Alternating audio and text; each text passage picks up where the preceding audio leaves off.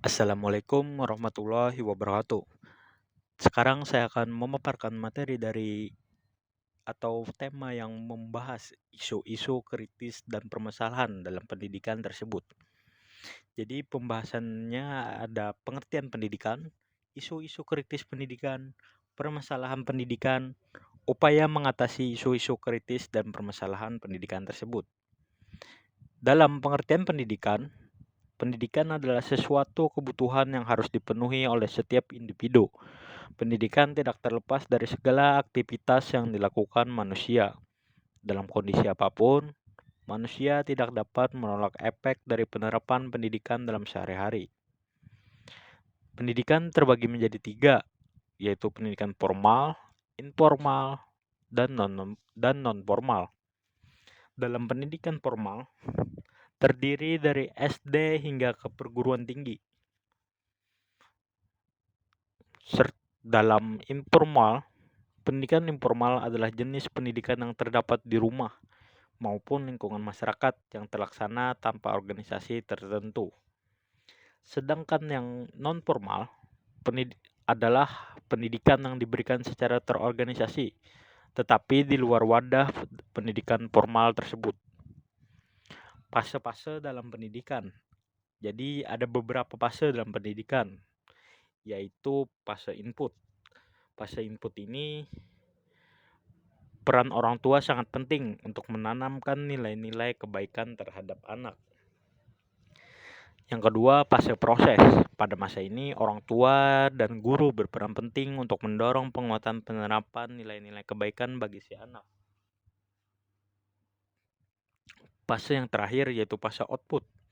Pada masa ini, anak mulai menghadapi banyak permasalahan dalam dunia yang sebenarnya. Sekarang pembahasan kedua yaitu isu-isu kritis dalam pendidikan. Ada 10 isu dalam krisis pendidikan.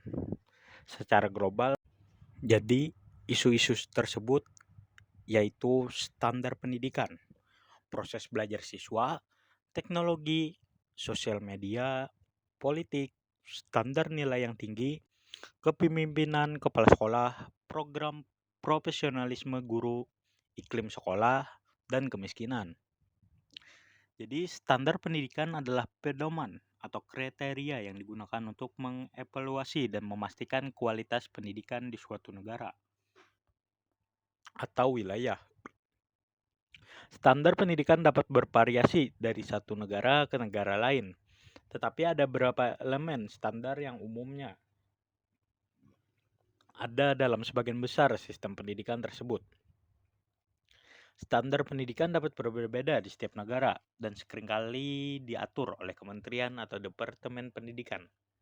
Standar ini bertujuan untuk meningkatkan kualitas pendidikan, mengukur pencapaian siswa, dan memastikan bahwa siswa memiliki akses yang sama ke pendidikan yang bermutu. Sekarang isu berikutnya itu proses belajar siswa. Proses belajar siswa adalah suatu proses kompleks yang melibatkan interaksi antara siswa, guru, materi pembelajaran, lingkungan, dan berbagai faktor lainnya. Terdapat beberapa kritis proses belajar siswa yang perlu diperhatikan. Bisa saja yaitu dalam motivasi. Motivasi merupakan faktor penting dalam proses belajar siswa. Siswa perlu termotivasi untuk belajar dan mencapai tujuan mereka. Dan beberapa kritis proses itu ada lagi dalam kecerdasan dan kemampuannya. Setiap siswa memiliki tingkat kecerdasan dan kemampuan yang berbeda. Guru perlu memahami, perlu tahu apa aja perbedaan dari individu yang satu dengan individu yang lain. Bagaimana karakternya, bagaimana wataknya, bagaimana sifatnya, itu perlu tahu guru dalam memberi dukungan serta bahan pembelajaran yang sesuai dengan tingkat kemampuan individu tersebut. Dalam metode pengajaran yang digunakan oleh guru sangat penting. Metode yang interaktif, memotivasi, dan relevan dengan siswa cenderung lebih efektif daripada metode yang pasif dan tidak menarik. Lingkungan belajar perlu juga. Lingkungan fisik misalnya dan sosial, di mana siswa belajar juga memainkan peran kunci, lingkungan yang mendukung, bebas gangguan, dan memotivasi dapat meningkatkan efektivitas belajar siswa tersebut. Dukungan sosial, apalagi dari keluarga, teman, dan komunitas atau organisasi yang berdampak positif pada proses belajar siswa tersebut. Jadi siswa merasa didukung, yang cenderung lebih termotivasi dan berhasil dalam komunikasi. Kemampuan berkomunikasi dan baik secara lisan maupun tertulis penting dalam proses belajar. Siswa perlu dapat menyampaikan idenya, pemahamannya dengan jelas agar bisa terkoneksi atau tersampaikan. Jadi sangat penting untuk diingat bahwa setiap siswa atau setiap individu itu unik dalam proses belajarnya. Mereka dapat bervariasi. Yang individu ini bisa ini, yang individu yang lain bisa ini. Jadi mereka itu bisa melengkapi satu sama lain dalam itu pendekatan yang mendukung, dan memahami perbedaan individu sangat penting dalam membantu siswa mencapai potensi mereka dalam proses belajar. Sekarang ada teknologi. Teknologi pendidikan sangat penting, juga dikenal sebagai edutech.